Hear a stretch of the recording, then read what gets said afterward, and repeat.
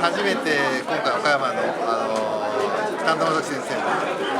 参加させていただきました。神田さんは、かれこれ考えてみると15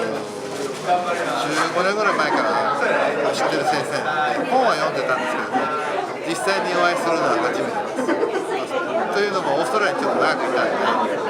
今回岡山に1年半ぐらい前に帰ってきて、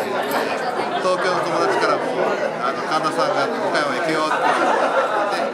参加しました。そして非常に面白かったです。もし